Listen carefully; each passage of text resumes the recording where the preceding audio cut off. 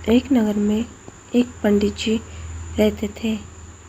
पंडित जी का स्वभाव बहुत ही सरल था और उनको किसी भी चीज़ का लालच नहीं था। आज पंडित जी सुबह बच्चों को पढ़ाने जा रहे थे तो उनकी पत्नी बोली, शाम के खाने के लिए बस एक मुट्ठी चावल है और कुछ नहीं।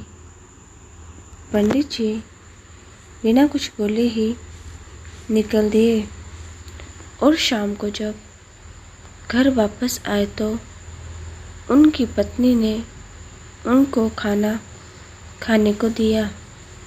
इस पर पंडित जी ने बोला, ये साग तो बहुत ही अच्छा है, तुमने कहाँ से लाया है ये?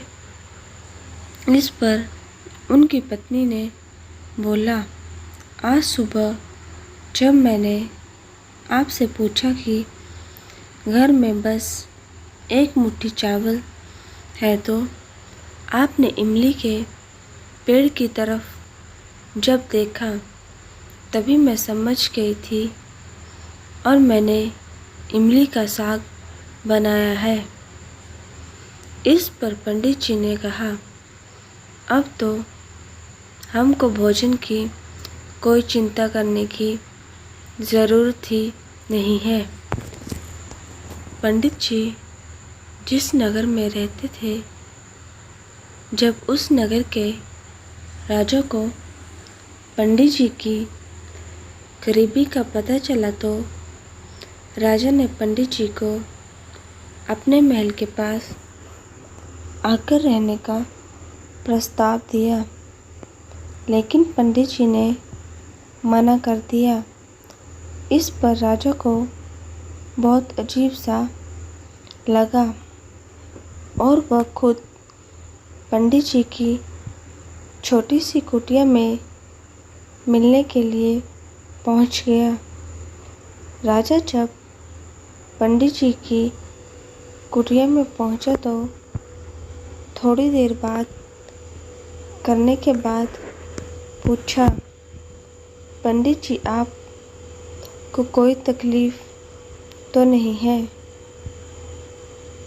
न यहाँ?